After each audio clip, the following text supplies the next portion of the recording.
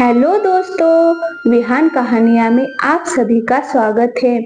एक गांव में रमेश अपने पिता और अपनी पत्नी के साथ रहता था। रमेश की शादी के 5 साल हो चुके थे, जिसकी वजह से उसके पिता हमेशा चिंतित रहते थे क्योंकि रमेश की अभी तक कोई संतान नहीं हुई थी।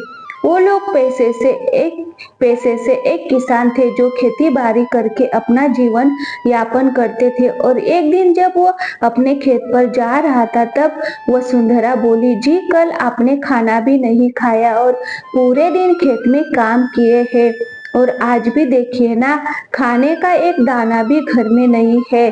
पिताजी भी कल से कुछ नहीं खाए हैं। आखिर ऐसा कब तक चलेगा जी? भगवान पर भरोसा रखो वसुंधरा, आज मैं खाने का इंतजाम कैसे भी कर लूंगा।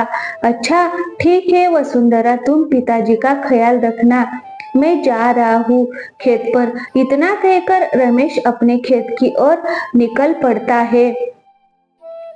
फिर रास्ते में उसे एक बहुत बुजुर्ग महिला मिलती है। उसको देखकर ऐसा लगता है कि जैसे उसकी उम्र 200 वर्ष से अधिक है। उसको देखकर ऐसा प्रतीत होता है कि वो बहुत ही ज्ञानी है। और वो बुजुर्ग महिला रमेश से कहती है, अरे बेटा, मेरे ऊपर दया करो, मैं बहुत दिन से भूखी हूँ, मुझे कुछ खाने के लिए दे दो। मैं 4 दिनों से कुछ नहीं खाई हूँ, मुझे कुछ खाने के लिए दे दो, भगवान तुम्हारी भलाई करेगा। बेटा, अरे अम्मा, आपको देने के लिए तो मेरे पास इस पानी के सिवा कुछ भी नहीं है। अगर आप मेरी पानी पीकर अपनी भूख मिटा सकती हो तो लो अम्मा, आप मेरा पानी पी लो। रमेश उस बुजुर्ग महिला को पानी दे देता है। फिर वो बुजुर्ग महिला पानी पीकर अपना भूख मिटाती है और बोलती है, बेटा, तूने मेरी इस बुरे समय में सहायता की है, तूने अपने हिस्से का पानी मुझे दे दिया, मैं तुम्हारी किस प्रकार से सहायता करूं बेटा? अम्मा, मेरी कोई संतान नहीं है, कृपया आप मेरे लिए ईश्वर से प्रार्थना करें कि ईश्वर मुझे संतान का आशीर्वाद दे। मैं लंबे समय से संतान की प्रतीक्षा कर रहा हूँ, लेकिन मुझे आपकी दुआ से आशा है कि ईश्वर मेरी प्रार्थना को स्वीकार करेगा और हमें संतान प्रदान करेगा। मैं भी तुम्हारे लिए ईश्वर से प्रार्थना करती हूँ, ईश्वर तुम्हारी मनोकामना जल्दी ही सुन ले और तुमको संतान का सुख प्रदान करे। मेरे लाल, ऐसा ही कुछ महीनों तक चलता रहता है। और फिर एक दिन ऐसा होता है कि वसुंधरा के 2 बच्चे होते हैं। बापू, मैं जा रहा हूँ खेत पर, आप बच्चों को और वसुंधरा का ख्याल रखना। ठीक है रमेश, मैं इनकी देखभाल कर लूंगा, तुम शाम होने से पहले ही घर आ जाना। अच्छा तो ठीक है बाबू, अब मैं जा रहा हूँ। फिर रमेश खेत की ओर निकल जाता है और रास्ते में अपने खेत के बारे में सोचने लगता है। अब मैं खूब सारी मेहनत करूंगा खेतों में अपने, और बहुत सारा फसल जमाऊंगा, जिससे मेरे बच्चे पढ़ लिख कर डॉक्टर, इंजीनियर बनेंगे और उनकी अच्छी परवरिश होगी। फिर रमेश खेत भी बहुत अच्छे से करता है। अब पूरे दिन काम करने के बाद शाम के समय अपने घर की ओर चल देता है। और जब घर पहुंचता है, तब उसकी पत्नी बोलती, अजी क्या हुआ आपको? आपकी तबीयत सही नहीं है क्या? वसुंधरा, मेरी सेहत कुछ दिनों से ठीक नहीं है, डॉक्टर भी कह चुके हैं कि अब मेरी हालत में कोई सुधार की उम्मीद नहीं है। मुझे लगता है कि मेरा समय आ गया है। मेरी आखिरी ख्वाहिश यही है कि तुम इन बच्चों का अच्छे से ध्यान रखना, इन्हें कभी भी अपने प्यार और देखभाल से वंचित मत करना। अब ये पूरी तरह से तुम्हारी जिम्मेदारी है वसुंधरा, मुझे विश्वास है कि तुम अपनी जिम्मेदारी अच्छे से निभाओगी।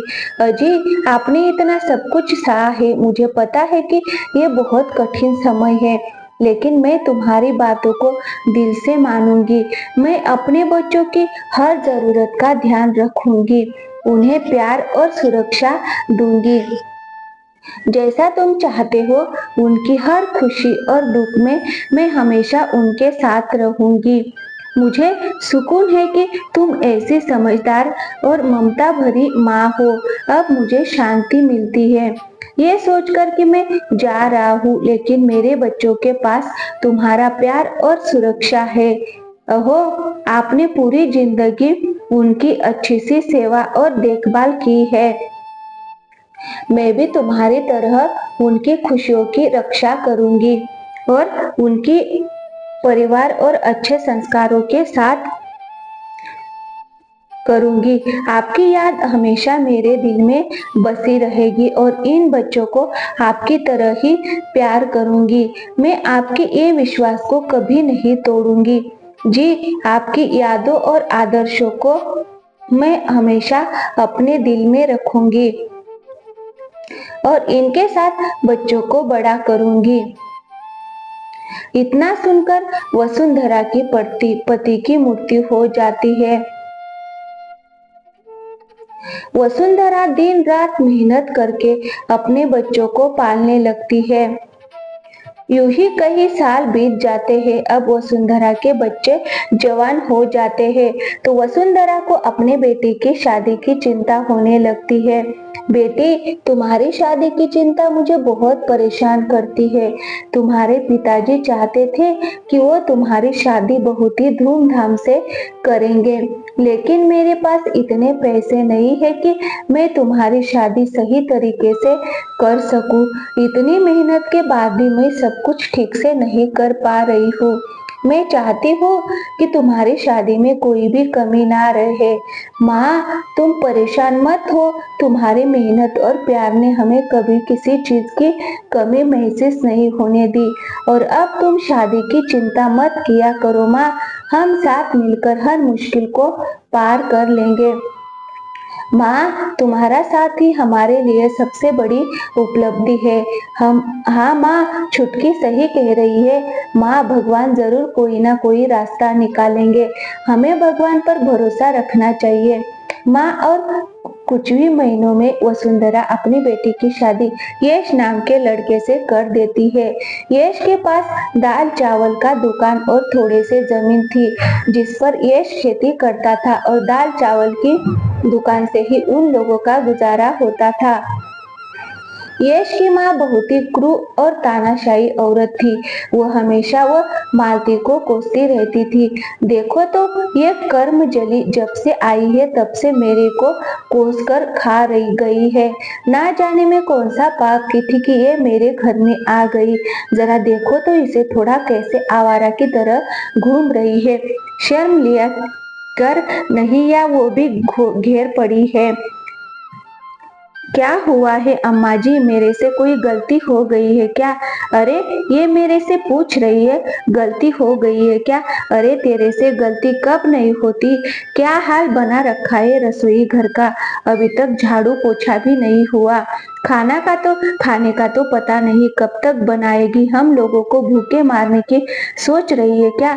समय से कोई काम नहीं करती, बस रानी बन के घर में टहल रहती है। अम्मा जी, घर में बहुत सारे काम करने रहते हैं। इतने सारे काम एक साथ करना बहुत मुश्किल होता है। अरे, खाना बनाना झाड़ू पोछा करने को तो बहुत सारा काम कहती है। अरे, जब तू नहीं थी तो मैं सारे काम समय से पहले ही कर दिया करती थी, लेकिन एक तू है, कोई भी काम ढंग से नहीं करती। अगर मुझे पता होता कि तू इतनी बड़ी कामचोर है तो अपने बेटे यश की शादी तेरे साथ कभी नहीं करती। इतना हल्ला सुनकर यश उन लोगों के पास आ जाता है। क्या हुआ माँ, किस बात के लिए इतना चिक हो रहा है? अरे, मैं क्या बताऊं, तू अपनी लाडली बीवी से पूछ ले, क्यों इतना वो हल्ला मचा के रखा है। सारा दिन कुछ काम नहीं करती है, दिन भर सच सवर कर बैठी रहती है। जो करूंगी मैं ही करूंगी। मालती, ये मैं क्या सुन रहा हूँ। सारा दिन तुम बैठी रहती हो और सारा काम माँ ही करती है। अजी, ये बात ईश्वर जानता है कि मैं कुछ काम करती हूँ या नहीं। सारा दिन काम करते हुए निकल जाता है, 1 मिनट आराम करने का भी समय नहीं मिलता। ये काम खत्म होता है तो अम्मा जी दूसरा काम बता देती है। अगर किसी काम को करने में देरी हो जाती है तो अम्मा जी मुझे उल्टी सीधी बातें सुनाने लगती है। बगैर खाए पिए भूखे प्यासे काम में लगी रहती हूँ। यश ये बात अच्छी तरह से जानता था कि उसकी माँ झूठ बोल रही है और वो मालती से सारा दिन काम करवाती है। जब मालती खाना खाने बैठी है तो उसकी माँ मालती को काली पीली आंख दिखाती है, लेकिन इतना सब देखते हुए भी यश अपनी माँ की तरफदारी करता है और वह अपनी माँ के ही तरफ से बोलता है, मालती तुम ये बहुत अच्छी तरह से अपना दिमाग में बैठा लो। अगर तुमने आज के बाद माँ को परेशान किया या उन्हें कोई भी तकलीफ दी या घर का कोई काम नहीं किया तो मैं तुम्हें तुम्हारे घर पर छोड़ आऊंगा, फिर वही पड़ी रहना। अब खड़ी खड़ी मेरा मुंह क्या देख रही है? जल्दी से मेरे लिए खाना लेकर आओ, मुझे खेत पर जाना है। ये सब सुनकर मालती की आंख भर आती है और उसको बहुत दुख होता है।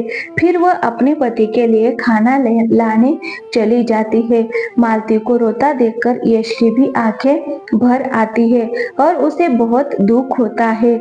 मुझे माफ करना मालती, मैं अपनी माँ के आगे मजबूर हूँ। मैं जानता हूँ कि मेरी माँ तुमको बहुत तकलीफ देती है और तुमको हमेशा कोसती रहती है, लेकिन मैं भी क्या कर सकता हूँ? अगर मैं अपनी माँ को बोलूंगा तो गांव के लोग क्या बोलेंगे? जाने दीजिए जी, कोई बात नहीं है, आखिर माँ ही तो वो दो चार बातें बोल ही देगी तो क्या हो जाएगा। चलिए छोड़िए जी, ये सब बहुत रात हो गई है, चलिए अब सोने। फिर अगली सुबह जब ये बात मालती को पता चली कि उसकी माँ की तबीयत बहुत ही ज्यादा खराब है और वो बचने वाली नहीं है तो वो तुरंत चली जाती है अपनी माँ के पास। अरे मेरी प्यारी बच्ची, अब मैं बचने वाली नहीं हूँ, मेरा शरीर अब और मेरा साथ नहीं देगा। तुम दोनों के लिए मैं परेशान हूँ। तुम्हारा भाई अभी कुछ नहीं करता, तुम अपने भाई की देखभाल करना। हो सके तो किसी अच्छी लड़की से इसकी शादी करवा देना। मेरी बच्ची, माँ, मैं अपने भाई का पूरा ख्याल रखूंगी, उसे कभी अकेला नहीं छोड़ूंगी। लेकिन माँ, हम तुम्हारे बिना कैसे रहेंगे? तुमने हमें कितनी मुसीबतों से पाल पोस कर बड़ा किया है और अभी अकेला छोड़कर जा रही हो। माँ, हम लोग तुम्हारे बिना नहीं रह पाएंगे। मेरी बच्ची, ये तो जीवन का हिस्सा, हम सबको एक न एक दिन जाना होता है। मेरी सबसे बड़ी ख्वाहिश है कि तुम और तुम्हारा भाई सुखी हो और मुसीबत में तुम दोनों एक दूसरे का सहारा बनाए रखना। माँ, हम आपकी कमी को कभी पूरा नहीं कर सकते, लेकिन हम वादा करते हैं कि आपकी दी हुई सिकों को कभी भूलेंगे नहीं और हर मुश्किल वक्त में एक दूसरे का साथ देंगे। आपकी उपस्थिति हमेशा हमारे दिलों में रहेगी। मेरे बच्चों, मैं तुम दोनों के साथ ही रहूंगी, तुम्हारी यादों में, तुम्हारी दिल में। इतना कहते ही वसुंधरा की मृत्यु हो जाती है। कुछ दिनों बाद मालती के ससुराल जाने का टाइम आ जाता है। फिर मालती सोचती है, शाम घर में अकेला कैसे रहेगा? पता नहीं वो अकेले अपना ख्याल रख पाएगा भी या नहीं, कैसे खाना बनाएगा, समय से खाना खाएगा भी या नहीं। उसे मेरे बिना सब कुछ संभाल पाना बहुत मुश्किल हो जाएगा। क्या मैं इसे भी अपने साथ ससुराल ले चलूं? लेकिन मेरे ससुराल वाले मानेंगे भी या नहीं? अकेला छोड़ भी तो नहीं सकती। एक बार घर वालों से बात करके देखती हूँ, क्या पता मान जाए। अच्छा अच्छा है। और अगले ही दिन मालती अपने ससुराल जाती है और अपने पति से बोलती है, अजी देखिए ना, मैं सोच रही थी कि अपने भाई शाम को यही बुला लेती हूँ, वो अकेला कैसे रहेगा? मुझे उसकी बहुत चिंता हो रही है। कुछ ही दिनों में उसका विवाह हो जाएगा तो वो यहाँ से चला जाएगा। यश की माँ सोचती है, इसके भाई को यहाँ रखने में कोई परेशानी नहीं होगी, 2 रोटी खाएगा और पूरे दिन काम करेगा। अगर तुम चाहती हो कि शाम हमारे घर में रहे तो उसे चावल दाल के दुकान पर रहना होगा और सारा काम करना होगा और खेतों की देखभाल भी करनी पड़ेगी। उसके बदले हम उसे 2 वक्त का खाना दे दिया करेंगे। बेचारी मालती को अपनी सास की ये बात सुनकर बहुत दुख होता है, लेकिन वह कर भी क्या सकती थी। और उसका पति ये सारी बातें चुपचाप बैठा सुनता रहता है। अपने मुंह से एक शब्द भी नहीं निकलता। ठीक है अम्मा जी, मैं आपकी शर्तों को मान लेती हूँ। मेरे भाई को कोई भी कठिनाई ना हो, यही मेरी इच्छा है। और अगली सुबह मालती अपने भाई के पास जाती है और अपने भाई को सारी बात बताती है। फिर उसका भाई वहां रहने के लिए राजी हो जाता है। वह पूरे दिन दाल चावल के दुकान पर रहकर और खेतों में भी काम करता है और रात को खाना खाकर घर के बाहर सो जाता है। एक दिन जब वो दाल चावल की दुकान पर बैठा रहता है तो दुकान पर एक अनजान व्यक्ति आता है और उससे बोलता है, अरे श्याम, ये दुकान तुम्हारी नहीं है, लेकिन फिर भी तुम इतनी मेहनत करते हो, दिन भर दुकान पर रहते हो और खेती भी करते हो, तुमको कितना कष्ट होता है, तुम क्यों ना मेरे साथ चलो, ये सब छोड़कर मैं तुम्हें अच्छा काम दिलवा सकता हूँ। भाई, ये मेरी दुकान नहीं है, लेकिन फिर भी मैं इसे अपनी दुकान मानकर चलता हूँ, क्योंकि मैं अपनी बहन के ससुराल में रहता हूँ और मैं ये दुकान चलाता हूँ, जिसकी वजह से मुझे 2 वक्त की रोटी खाने के लिए मिल जाती है। देखो श्याम, अगर तुम मेरे साथ चलोगे तो मैं तुम्हें एक बड़ा आदमी बना सकता हूँ और तुमको एक अलग पहचान मिलेगी, जिससे तुम अपना जीवन अच्छे से बिता सकोगे और शादी करके अपना खुशहाल जीवन व्यतीत करोगे। तुम्हारी बात सही है, लेकिन मैं तो तुम्हें जानता भी नहीं हूँ, फिर तुम्हारे साथ में कैसे जा सकता हूँ। मैं यहाँ अपनी बहन के ससुराल में उसकी खुशी के लिए रहता हूँ। वो मेरी बहुत चिंता करती है, इसलिए मुझे लगता है कि मुझे कहीं और जाना नहीं चाहिए। अगर मैं तुम्हारे साथ गया तो मेरी बहन मेरी बहुत चिंता करेगी, वो मेरे बिना कैसे रहेगी। हम दोनों ने अपनी माँ से वादा किया था कि हर मुश्किल में हम दोनों एक दूसरे के साथ खड़े रहेंगे। उसे अकेला छोड़कर कैसे जा सकता हूँ। तुम्हारी बहन एक अच्छी औरत है, लेकिन तुम्हें उसके ऊपर बोझ नहीं बनना चाहिए। तुम्हारी वजह से वह अपने ससुराल वालों से कितनी बातें सुनती होगी। तुम्हारी बहन के लिए भी यही बेहतर होगा कि तुम ऐसा काम करो जहाँ तुम खुश रह सको और अपने जीवन को बेहतर बना सको। हाँ, तुम सही कहते हो, बहन के घर में बोझ बनने से अच्छा है कि मुझे कहीं और जाकर पैसे कमाने चाहिए, जिससे मैं एक अच्छा जीवन बिता सकूं।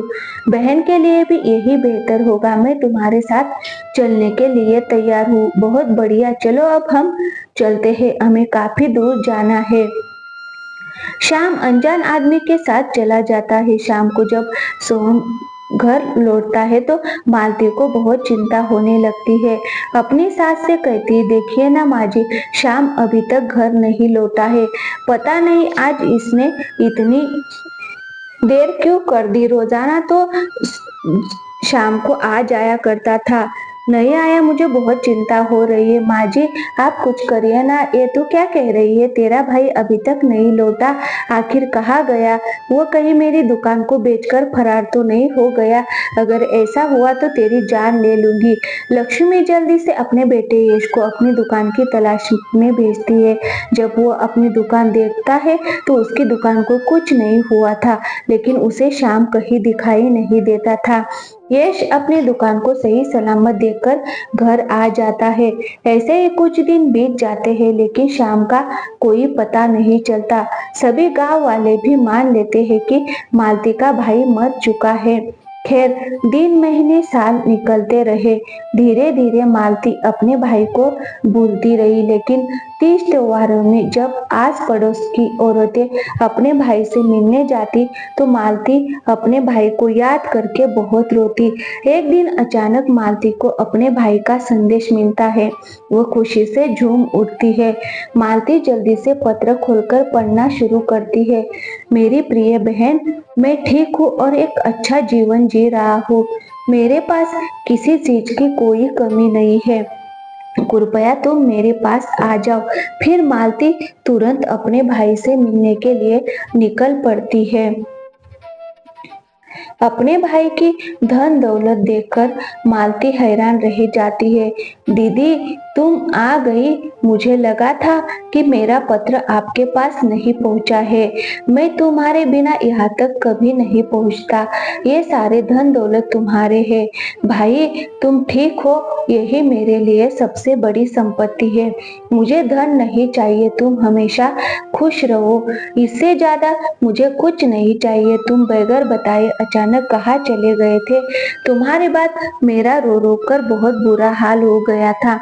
मैंने तुम्हें हर जगह तलाश करवाया था, लेकिन तुम्हारा कुछ पता नहीं चला। कम से कम एक बार मेरे से बात तो कह दी होती। मुझे अजनबी आदमी मिला था। उसने मुझसे कहा कि तुम यहाँ अपनी बहन के ऊपर बोझ बने हुए हो। मेरे साथ चलो, तुम्हें एक अच्छा जीवन मिलेगा। मैंने सोचा कि यह आदमी सही कह रहा है। मैं कब तक क्यों बहन के ससुराल वालों के टुकड़ों पर पलता रहूंगा। एक ना एक दिन तो मुझे काम शुरू करना ही पड़ेगा। इसलिए मैं तुम्हें बगैर बताए आ गया। ऊपर वाले की दुआ से आज मेरे पास सब कुछ है। अच्छा हुआ जो तू वहां से चला गया, वरना आज भी तू मेरे ससुराल वालों की गुलामी ही कर रहा होता। तुझे देखकर आज मैं बहुत खुश हूँ भाई। अब शादी कर ले, तेरा घर घर बच जाएगा।